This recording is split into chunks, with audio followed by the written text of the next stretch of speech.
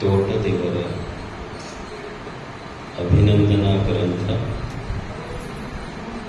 ಹಾಗೂ ಅಮೃತ ಗಡಿಗೆ ಕವನ ಸಂಕಲನದ ಬಿಡುಗಡೆ ಸಮಾರಂಭದಲ್ಲಿ ಪಾಲ್ಗೊಂಡ ವೇದಿಕೆ ಮೇಲಿರುವ ಹಿರಿಯರಿಗೂ ಪೂಜ್ಯರಿಗೂ ತಮ್ಮೆಲ್ಲರಿಗೂ ಶರಣ. ಇಂದು ಅಭಿನಂದನಾ ಗ್ರಂಥ ಮತ್ತು ಕವನ ಸಂಕಲನದ ಲೋಕಾರ್ಪಣಾ ಸಮಾರಂಭ. ಗ್ರಂಥ ಬಿಡುಗಡೆ ಬಹಳ ಆಗತ್ತ, ಓದೋರ ಕಡಿಮೆ. ಆ ಕಪಾಟಿನೊಳಗಿಟ್ಟಂಥ ಪುಸ್ತಕ ಅದು ನುಸಿ ಹತ್ತಿತ್ತು. ಕಪಾಟಿನೊಳಗಿಟ್ಟ ಪುಸ್ತಕ ನುಸಿ ಹತ್ತಿತ್ತು. ಅದು ಜೀಡಿಗಟ್ಟಿತ್ತು. ಅದು ಜೀಡಿಗಟ್ಟಿದ ಪುಸ್ತಕ ಹೇಳ್ತಿತ್ತಂತೆ, ನನ್ನ ಈ ಸಾವಿಗೆ ಈ ಮೊಬೈಲೇ ಕಾರಣ ಅಂತ ಹೇಳ್ತಿತ್ತಂತ. ಮೊಬೈಲ್ ಮೇಲೆ ಓದುವ ಹವ್ಯಾಸವೇ ಕಡಿಮೆ. ಮನುಷ್ಯ ಜೀವನದಲ್ಲಿ ಹೊಸತನ ಇರಬೇಕು, ಬೇಕು.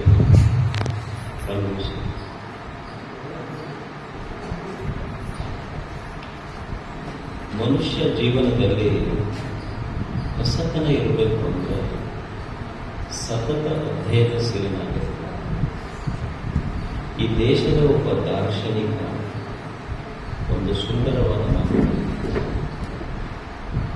ನಿನ್ನ ಹತ್ರ 2 ರೂಪಾಯಿ ಇತ್ತು, ನಿನ್ನ ಹತ್ರ 2 ರೂಪಾಯಿ ಇದ್ದರೆ 1 ರೂಪಾಯಿ ಆಹಾರಕ್ಕಾಗಿ ಖರ್ಚು ಮಾಡು, 2 ರೂಪಾಯಿ ಪುಸ್ತಕಕ್ಕಾಗಿ ಖರ್ಚು ಮಾಡು. ನಿನ್ನ ಹತ್ರ 2 ರೂಪಾಯಿ ಇದ್ದರೆ 2 ರೂಪಾಯಿ ಇದ್ದರೆ 1 ರೂಪಾಯಿ ಆಹಾರಕ್ಕಾಗಿ ಖರ್ಚು ಮಾಡು, 2 ರೂಪಾಯಿ ಪುಸ್ತಕಕ್ಕಾಗಿ ಖರ್ಚು ಮಾಡು. 1 ರೂಪಾಯಿ ಆಹಾರಕ್ಕಾಗಿ ಖರ್ಚು ಮಾಡಿಯಲ್ಲ, ಅದನ್ನು ನಿನ್ನನ್ನು ಬದುಕಿಸ್ತೈತಿ. 1 ರೂಪಾಯಿ ಆಹಾರಕ್ಕಾಗಿ ಖರ್ಚು ಮಾಡಿಯಲ್ಲ, ಅದು ನಿನ್ನನ್ನು ಬದುಕಿಸ್ತೈತಿ. ಮತ್ತು 1 ರೂಪಾಯಿ ಕೊಟ್ಟು ಪುಸ್ತಕ ತಗೊಂಡಿಯಲ್ಲ, ಅದು ಏನು ಮಾಡತೈತಿ ಅಂದ್ರೆ ನಿನ್ನನ್ನು ಹೇಗೆ ಬದುಕಬೇಕನ್ನುವುದನ್ನು ಕಲಿಸ್ತೈತಿ.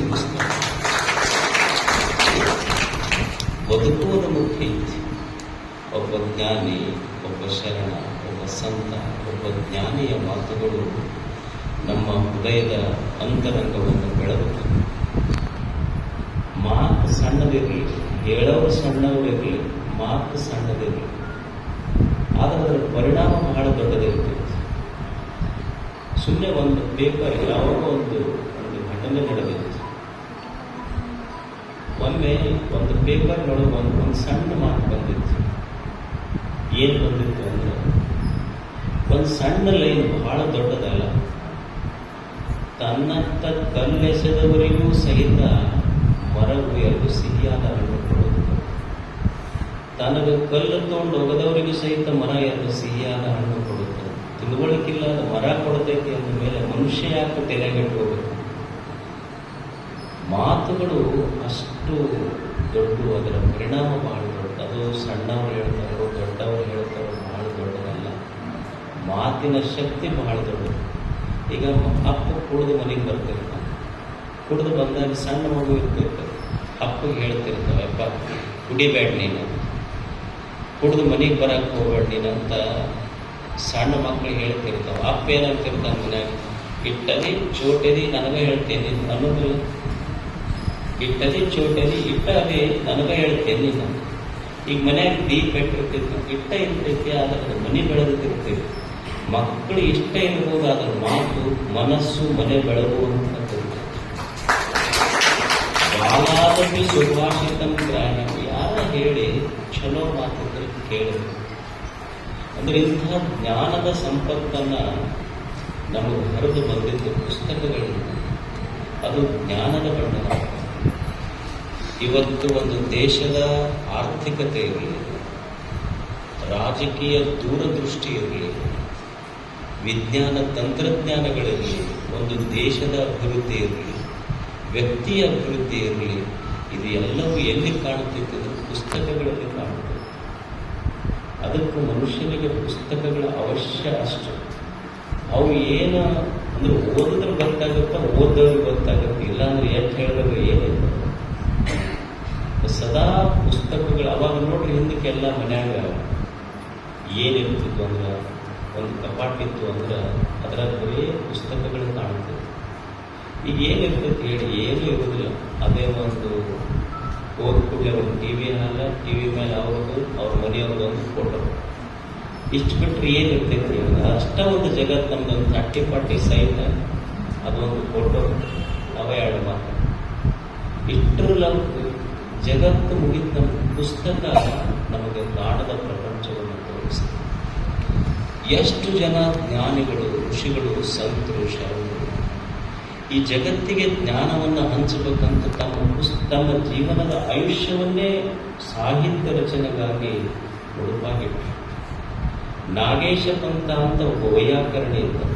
ನಾಗೇಶ ಪಂಥ ಶಬ್ದೇಂದು ಶೇಖರ, ಶಬ್ದ ಮಂಜೂಷದಂಥ ಶ್ರೇಷ್ಠ ವ್ಯಾಕರಣ ಗ್ರಂಥಗಳನ್ನು ಅವರು ಒಂದು ಗುಡಿಯೊಳಗೆ ಕುಂತು ಪಾಣಿನಿ ಬರೆದ ವ್ಯಾಕರಣದ ಸೂತ್ರಗಳಿಗೆ ವ್ಯಾಖ್ಯಾನ, ಭಾಷ್ಯ ಬರೀತಿದ್ರು, ಅರ್ಥ ಬರೀತಿದ್ರು. ಅವರು ಅವು 14 ಬರೋದ್ರಲ್ಲಿ ಒಂದೊಂದು ಸೂತ್ರಗಳ ಹಂಗದವು. ಕಾದು, ಓಡು, ಡೇ, ಶೈ, ಶೇಷು ಈ ಸೂತ್ರ ಇತ್ತು, ಪಾಣಿನಿಯ ಸೂತ್ರ 14 ಬರೋದ್ರಲ್ಲಿ. ಅಂಥ ಸೂತ್ರಗಳಿಗೆ ಅರ್ಥ ಬರೀತಿದ್ದಾರೆ. ಅವ್ರಿಗೇನಾಯ್ತು ಅಂದ್ರೆ ಬೆನ್ನಿಗೊಂದು ಕ್ಯಾನ್ಸರ್ ಗಡ್ಡೆ ಆಗಿತ್ತು. ಅವು ಗಡ್ಡೆ ಹುಳ ಬಿದ್ದಿತ್ತು ಅಂತ, ಕ್ಯಾನ್ಸರ್ ಗಡ್ಡೆಯಾಗಿ ಬೆನ್ನಿಗೆ ಹುಳ ಬಿದ್ದಿದ್ದು. ಹುಳ ಬಂದು ಕುಂದ್ರದು ತೊಂದರೆ ಮಾಡ್ತಿತ್ತು. ಅವ ವೈಯಾಕರಣಿ ಏನ್ ಮಾಡ್ತಾನಂದ್ರ, ಈ ದೇವ್ರ ಗುಡಿಯಾಗ ಒಂದು ಕಡೆ ಗಾಡಿಗೆ ಒಂದು ಸಣ್ಣ ಕಿಂಡಿ ಬಿಡಿಸ್ತಾನ.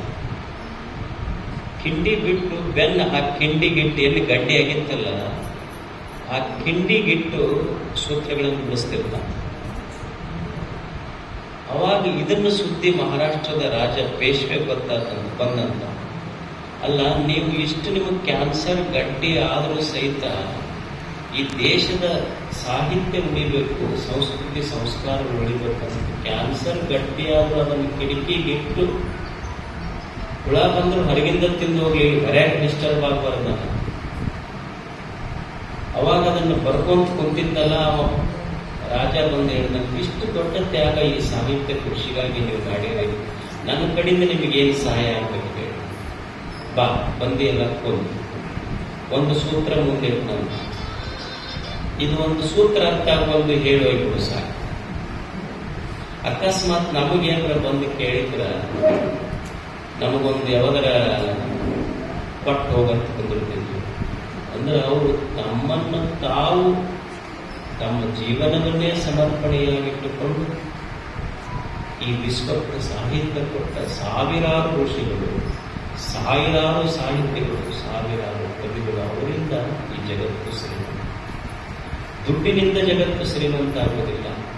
ಜಗತ್ತು ಶ್ರೀಮಂತ ಆಗುವುದು ಸುಂದರ ಸುಂದರ ಮಾತುಗಳು, ಸುಂದರವಾದ ಭಾವನೆಗಳಿಂದ. ಸುಂದರವಾದ ಭಾವನೆಗಳು ನಮ್ಮಲ್ಲಿ ಉದ್ಭವ ಆಗಬೇಕು, ಬರಬೇಕಂದ್ರೆ ಸುಂದರವಾದ ವಿಚಾರಗಳು. ಸುಂದರವಾದ ವಿಚಾರಗಳು ಬರಲಿಕ್ಕೆ ಕಾರಣ ಅಂದ್ರೆ ಕವಿ, ಸಾಹಿತಿ, ಋಷಿ ಅವರ ವಿಚಾರಗಳು ನಮ್ಮಲ್ಲಿ ಸುಂದರವಾದ ಭಾವನೆಗಳನ್ನು ಮೂಡಿಸ್ತಾವೆ. ಅದು ಸುಂದರವಾದ ಜಗತ್ತು ನಿರ್ಮಾಣ.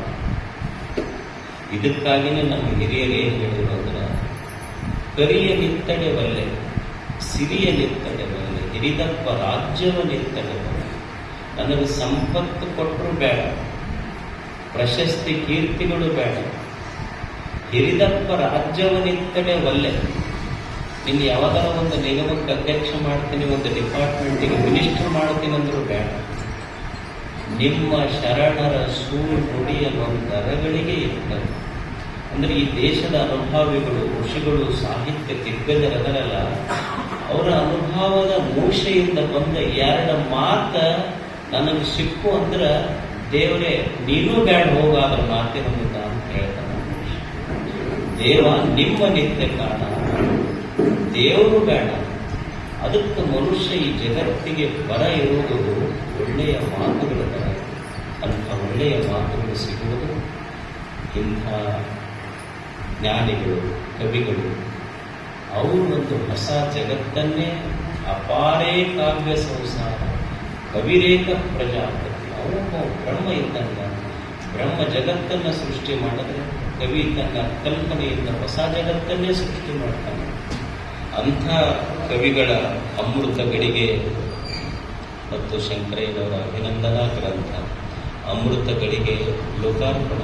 ಬರೇ ಕವನ ಅಮೃತಗಳಿಗೆ ಅಲ್ಲ, ದೇವರೊಂದು ಜೀವನ ಕೊಟ್ಟಾನಲ್ಲ, ಆಯುಷ್ಯ ನಾವೇನು ಪಡ್ಕೊಂಡು ಬಂದಿವಲ್ಲ, ಏನೋ ಪಶು ಪಕ್ಷಿ ಪ್ರಾಣಿಯಾಗಿ ಹುಟ್ಟಿ ಹೋಗಿದ್ರೆ ಏನು ಮಾಡ್ಬೋದಾಗಿತ್ತು. ದೇವರಿಷ್ಟು ಚಲೋ ಒಂದು ಮನುಷ್ಯ ಜನ್ಮ ಕೊಟ್ಟಾನಲ್ಲ, ನೀನು ಮನುಷ್ಯನಾಗಿ ಹುಟ್ಟಿದ್ದೇ ಒಂದು ಅಮೃತದ ಗಳಿಗೆ, ಇದಕ್ಕಿಂತ ದೊಡ್ಡ ಗಳಿಗೆ ಏನಿದೆ ಹೇಳ್ತದೆ. ಈ ಅಮೃತದ ಗಳಿಗೆಯನ್ನು ನಾವು ಸರಿಯಾಗಿ ಬಳಸ್ಕೊಂಡು ಹ್ಯಾಂಗೆ ಬದುಕಬೇಕು ಅಂತ ಗೊತ್ತಿರಬೇಕು ಮನುಷ್ಯ. ಈಗ ನೀವು ಒಂದು ಮೊಬೈಲ್ ತಗೊತೀರಿ, ಒಂದು ಕಂಪ್ಯೂಟರ್ ತಗೋತೀರಿ, ಏನೋ ಒಂದು ಎಲೆಕ್ಟ್ರಾನಿಕ್ ಗೂಡ್ಸ್ ತಗೊತೀರಿ. ನೀವು ಯಾವ ಅಂಗಡಿಯಾಗ ತಗೊಂತೀರಲ್ಲ, ನೀವು ಖರೀದಿ ಮಾಡಿದ ಮೇಲೆ ಅವರೊಂದು ಮ್ಯಾನುವಲ್ ಕೊಡ್ತಾರೆ, ನಿಮ್ಗೆ ಒಂದು ಸಣ್ಣದಾದ್ರಾಗ ಬರೆದಿರ್ತಾರೆ ಎಲ್ಲ ಭಾಷೆಗಳಲ್ಲಿ, ಹೌ ಟು ಯೂಸ್ ಇಟ್ ಅಂತ. ನೋಡಿರೇ ನೀವು ಫೋನೆಲ್ಲ ತಗೊಳ್ರಿ, ಕಂಪ್ಯೂಟರ್ ತಗೊಳ್ರಿ, ಏನಾರ ತಗೊಳ್ರಿ, ಅದ್ರಾಗ ಏನು ಬರೆದಿರ್ತಾರೆ ಒಂದು ಮ್ಯಾನ್ಯುವಲ್ ಇರ್ತೈತಿ, ಹೌ ಟು ಯೂಸ್ ಇಟ್ ಅಂತ. ಅಂದ್ರೆ 1 ವರ್ಷ 2 ವರ್ಷ 5 ವರ್ಷ ಬಳಕೆ ಮಾಡಿದ ಮೇಲೆ ಕೆಡುವ ಒಂದು ಸಾಮಾನ ಮಾರ್ಕೆಟಿಗೆ ಬಂದರೂ ಸಹಿತ ಹೌ ಟು ಯೂಸ್ ಇಟ್ ಅಂತ ಬರೆದ ಮ್ಯಾನ್ಯುವಲ್ ಕಳಿಸಿರ್ತಾರ. ದೇವರೇ ನಿರ್ಮಾಣ ಮಾಡಿ ಕಳಿಸಿದ ಈ ದೇಹ ಇದು ಒಂದು ದೊಡ್ಡ ಗೂಡ್ಸ್ ಬಂದೈತಲ್ಲ, if you don't know how to use it there is no meaning for you. ಅದಕ್ಕೆ ಅರ್ಥ better way how to use. ಇದನ್ನು ಹೆಂಗೆ ಬಳಸಬೇಕಪ್ಪ? ಕಣ್ಣು ಕೊಟ್ಟಾನ ದೇವರು ಹೆಂಗೆ ಬಳಸಬೇಕು, ಕೈ ಕೊಟ್ಟಾನ ದೇವರು ಹೆಂಗೆ ಬಳಸಬೇಕು, ಕಾಲು ಕೊಟ್ಟಾನ ಹೆಂಗೆ ಬಳಸಬೇಕು, ಮನಸ್ಸು ಕೊಟ್ಟಾನ ಹೆಂಗೆ ಬಳಸಬೇಕು ಗೊತ್ತಿರಬೇಕಲ್ಲ ಮನುಷ್ಯ. ನಾನು ಬಹಳ ಪೈಲ್ವಾನ್ ಅದೀನಿ, ತಾಕತ್ತಾರ ಅದನ್ನ ತಿಳ್ಕೊಂಡು 10 ಮಂದಿ ಹೊಡಿಬೋದು. ಭಾರಿ ಬಲಶಾಲಿ ಅದಲ್ರಿ ಹುಡುಗ, 10 ಮಂದಿ ಹೊಡಿತಾನ ನೋಡ್ರಿ ಜಗಳ ತೆಗೆದ್ರ. ನೀವು ಕೆಳಗೆ ನಿಂತು ಜಗಳ, ಈ ಕೈಗಳದಾವಲ್ಲ, ನಿನ್ನ ತೋಳುಗಳ ಸಾಮರ್ಥ್ಯ, ನಿನ್ನ ಕೈಗಳ ಸಾಮರ್ಥ್ಯ, ಇವು ಡೋಂಟ್ ರಿಸ್ಟ್ರಿಕ್ಟ್ ಯುವರ್ ಸೆಲ್ಫ್. ಇದನ್ನ ಇಷ್ಟಕ್ಕೆ ಮುಗಿಸ್ಬಾರ್ದು. ನಿನ್ನ ಕೈಗಳ ಸಾಮರ್ಥ್ಯ ಎಷ್ಟು, ಕೆಳಗೆ ನಿಂತು ಜಗಳ ಆಡಿದಂದ್ರ 10 ಮಂದಿ ಹುಡಿಬೋದು, ಇಷ್ಟ ಸಾಮರ್ಥ್ಯ ಇಲ್ಲ. ಇಲ್ಲಿ ಮ್ಯಾಲೆ ವೇದಿಕೆ ಮೇಲೆ ಬಂದು 2 ಕೈ ಮುಗಿದ್ರ ಶರಣಾರ್ಥಿ ಅಂದ್ರೆ 10,000 ಮಂದಿಗೂ ಮುಟ್ಟಬಹುದು. ಕೈಗಳ ಸಾಮರ್ಥ್ಯ, ದೇವರೊಂದು ಸಾಮರ್ಥ್ಯ ಇಟ್ಟಾನ. ಅದಕ್ಕೆ ಈ ಜೀವನವೇ ಒಂದು ಅಮೃತದ ಗಳಿಗೆ. ಇದು ಅಮೃತಶ್ಯ ಪುತ್ರ ಅಂತ ಋಷಿ. ಏನು ದೇವರು ಎಷ್ಟು ಚಲೋ ಜೀವನ ಕೊಟ್ಟಾನ, ಮಾತು ಕೊಟ್ಟಾನ, ಕಣ್ಣು ಕೊಟ್ಟಾನ, ಕಾಲು ಕೊಟ್ಟಾನ. ಏನು ಗಾಂಧಿ ಒಂದು ಹೆಜ್ಜೆ ಇಟ್ರ ಸ್ವಾತಂತ್ರ್ಯ ಸಿಕ್ಕಿತ್ತು, ಬಸವಣ್ಣ ಒಂದು ಹೆಜ್ಜೆ ಇಟ್ಟರೆ ಕಲ್ಯಾಣ ನಿರ್ಮಾಣ ಆಗಿತ್ತು, ಬುದ್ಧ ಒಂದು ಹೆಜ್ಜೆ ಇಟ್ಟರೆ ಶಾಂತಿಯ ನಿಲ್ಲಿಸಿದ. ಇವ ಒಂದು ಹೆಜ್ಜೆ ಇಟ್ಟಂದ್ರೆ ಊರು ತುಂಬ ಬೆಂಕಿ ಹೆಚ್ಚೆ ಬರ್ತಾನೆ. ಏನವರ ಹೆಜ್ಜೆಗಳಲ್ಲಿ ಎಷ್ಟು ಪಾವಿತ್ರ್ಯತೆ ಇದೆ. ಸುಮ್ಮನೆ ಒಂದು ಸಣ್ಣ ಹೆಜ್ಜೆ. ಗಾಂಧಿಯ ಒಂದು ಮಾತು, ಕ್ವಿಟ್ ಇಂಡಿಯಾ, ಬ್ರಿಟಿಷರೇ ಭಾರತ ಬಿಟ್ಟು ತೊಲಗಿ ಅನ್ನುವ 2 ಮಾತ ಇಡೀ ಆಗಿನ 42-45 ಕೋಟಿ ಭಾರತೀಯರು ಇದರೊಳಗೆ ಕುಂದಿರಬೇಕಾದ್ರೆ ಅವನು ಹೇಳಿದ ಮಾತಿನಲ್ಲಿ ಎಷ್ಟು ಶಕ್ತಿ. ನಾವು ಚಂತನ ಒದರ್ತೀವಿ, ಒಬ್ರು ನಮ್ಮ ಮಾತು ಕೇಳಲ್ಲ ಮನ್ಯಾಗಂತ ನಾವು ಅಂತೀವಿ. ಬರೀ 2 ಮಾತು ಹೇಳಿದ ಗಾಂಧಿಯ ಮಾತು ಇಡೀ ದೇಶ ಕೇಳ್ತೈತಿ. ನಾನು ಬೆಳಗ್ಗಿಂದ ಸಾಯಂಕಾಲ ಮಟ್ಟ ಮನ್ಯಾಗ ಒದರಿದ್ರು ಮನ್ಯಾಗ ಹೆಣ್ಮಕ್ಳ ಮಾತು ಕೇಳುವಲ್ರು ಅಂದ್ರೆ ಅವನ ಮಾತಿಗೆ ಯಾಕೆ ಬೆಲೆ ಬಂತು, ನನ್ನ ಮಾತಿಗೆ ಯಾಕೆ ಬೆಲೆ ಬಂದಿಲ್ಲ? ಇದನ್ನ ಅರ್ಥೈಸಿಕೊಂಡು ಬದುಕುವುದು ಅಷ್ಟೇ. ಅದಕ್ಕೆ ಅನುಭವಿಸುವುದು ಏನಂದ್ರೆ ಈ ಜೀವನ ಇದೆಯಲ್ಲ, ದೇವರನ್ನ ಒಂದು ಜೀವನ ಕೊಟ್ಟಾಗ ಇದೊಂದು ಅಮೃತದ ಗಳಿಗೆ ಅಷ್ಟೇ. ಇದೇ ಅಮೃತದಲ್ಲಿ ಕವನ ಸಂಕಲನ ಅಮೃತಗಳಿಗೆ ಅಲ್ಲ. ಈ ಜೀವನವೇ, ಮನುಷ್ಯನ ದೇಹವೇ ಒಂದು ಕವನ. ಪ್ರತಿನಿತ್ಯ ನಡೆಯುವ ಅನುಭವಗಳೇ ಕವನಗಳಷ್ಟೇ ಅಲ್ಲಿ, ಬೇರೆ ಇಲ್ಲವೇ ಇಲ್ಲ. ಅವ ಕೊಟ್ಟ ಜೀವನವೇ ಒಂದು ಅಮೃತದ ಗಳಿಗೆ. ನಮ್ಮ ಬದುಕೇ ಒಂದು ಕಾವ್ಯವಾಗಿದೆ ಅಷ್ಟೇ. ಚಲೋದು ಬರೀಬೇಕಷ್ಟೇ ಇರೋದು. ಯಾಕೆ ಈ ನಮ್ಮ ಜೀವನಕ್ಕೊಂದೇನು ಕವನ ಇದೆ, ಪುಸ್ತಕ ಇದೆ. ಇದ್ರಾಗ ಮೊದಲನೇ ಪುಟನೂ ದೇವರು ಬರ್ದಾನ, ಕೊನೆ ಪುಟನೂ ದೇವರ ಬರೆದು ಕಳಿಸ್ಯಾನ ನಮ್ಮ ಕಾವ್ಯ. ಮೊದಲನೇ ಪುಟ ಹುಟ್ಟನ್ನೋದೊಂದು ಪುಟ ಬರೆದಿಟ್ಟ, ಕೊನೆಗೆ ಸಾವನ್ನೋದೊಂದು ಪುಟನೋ ಅವೆರಡೂ ಬರೆದಿಟ್ಟು ನಡುವೆ ಒಂದಿಷ್ಟು ಕಾಲೆಯ ಹಾಳೆಗಳ ನೆಟ್ಟಾನ ನಿನಗೆ ಹೆಂಗೆ ಚಂದ ಕವನ ಬರ್ತೈತಿ ಹಂಗೆ ಬರ್ಕೊ ಅಂತ ಕಳಿಸ್ಯಾನ. ನೀನು ಚಲೋ ಚಲೋ ಕಾವ್ಯಗಳನ್ನ ಬರೆದಿ ನೀ ಕುವೆಂಪು ಆಗ್ತಿ, ಬೇಂದ್ರೆ ಆಗ್ತಿ. ಮತ್ತು ಏನಾರ ಗೀಚ್ ಹೋಗಿದೆ ಅಂದ್ರೆ ಒಗಿತಾರೆ ನಿನಗೆ ನೋಡ್ಕಷ್ಟೇ. ಬರ್ಕೋ, ದೇವರು 2 ಪುಟ ಬರೆದು ಕಳಿಸ್ಯಾನ, ಉಳಿದ ಖಾಲಿ ಹಾಳಿ ಇಟ್ಟಾನ. ನೀನ ಚಲೋ ಚಲೋ ಬರ್ಕೋ. ಇದು ನಿನ್ನ ಜೀವನವೇ ಒಂದು ಕಾವ್ಯವಾಗುವುದು. ಕಾವ್ಯ ಹೊರಗೆ ಓದೋದಲ್ಲ, ಕಾವ್ಯ ಹೃದಯದೊಳಗೆ ಕಾವ್ಯ ನಿರ್ಮಾಣ ಆಗುವುದು, ಕಾವ್ಯ ಭಾಷೆ ಆಗುವುದು. ಹೃದಯವೇ ಕಾವ್ಯ ಭೂಮಿಕೆ ಅಷ್ಟೆ. ಅದಕ್ಕೆ ಜೀವನ ಇದೊಂದು ಅಮೃತ ಗಳಿಗೆಯಾಗಲಿ. ಅವರ ಬರೆದ ಕವನ ಸಂಕಲನಗಳು, ಅವರು ಇದನ್ನೆಲ್ಲ ಮಾಡಿದ್ದಕ್ಕೆ ಅಭಿನಂದನಾದವರು. ಒಬ್ಬ ವ್ಯಕ್ತಿ ಅಭಿನಂದನೆಗೆ ಅರ್ಹರಾಗಬೇಕು. ಈ ಭೂಮಿಯ ಮೇಲೆ ದೇವರು ನಮಗೊಂದು ಆಯುಷ್ಯ ಕೊಟ್ಟು ಕಳಿಸ್ಯಾನ ಮೇಲೆ ನಾವು ಮಾಡುವ ಕೆಲಸ ಅಭಿನಂದನೆಗೆ ಅರ್ಹರಾಗಬೇಕು ಅಷ್ಟೆ. ಒಂದು ತೆಂಗಿನ ಗಿಡ ಇರ್ತೈತಿ. ನೀವು ತೆಂಗಿನ ಗಿಡಕ್ಕೆ ಏನು ಹೋಗಿ ಸಕ್ಕರೆ ನೀರು ಹಾಕಿಲ್ಲ ಅದು ಮೇಲೆ ಅದನ್ನು ನೀವು ಸ್ನಾನ ಮಾಡಿದ ಬಚ್ಚಲು ರಾಡಿ ನೀರು ಬಿಟ್ಟಿದ್ದು, ಅದಕ್ಕೆ ನೀರು ಸಹಿತ ಹಾಕಿಲ್ಲ. ಸ್ನಾನ ಮಾಡಿ ಬಿಟ್ಟು ಬಚ್ಚಲ ನೀರು ರಾಡಿ ನೀರು ಕುಡಿದ ಗಿಡ, ತೆಂಗಿನ ಗಿಡ ನಮಗೆ ಸಿಹಿ ನೀರು ಕೊಡ್ತೈತಿ. ರಾಡಿ ನೀರು ಕುಡಿದ ತೆಂಗಿನ ಗಿಡ ಸಿಹಿ ನೀರು ಕೊಡ್ತೈತಿ. ಸಿಹಿ ನೀರು ಕುಡಿದ ಮನುಷ್ಯ ಜಗತ್ತಿಗೆಲ್ಲ ಕೆಸರಾಟ ರಾಡಿ ಅಂಚಾನೆ. ಅಂದ್ರೆ ನಿಸರ್ಗ ಎಷ್ಟು ಕಾವ್ಯಮಯವಾಗಿದೆ. ಕವಿ ಹೃದಯ ನಿಸರ್ಗದೊಳಗೆ ಇದೆ. ಅದಕ್ಕೆ ಕವಿ ಹೃದಯಕ್ಕೆ ಸಹೃದಯಗಳು ಬೇಕು. ಅಂಥ ಕವಿಗಳ ಬರೆದ ಈ ಕಾವ್ಯಗಳಿಗೆ ಕೇಳುವ ಸಹೃದಯಗಳ ನಿರ್ಮಾಣ ಆಗಲಿ. ಈ ಕಾರ್ಯಕ್ರಮ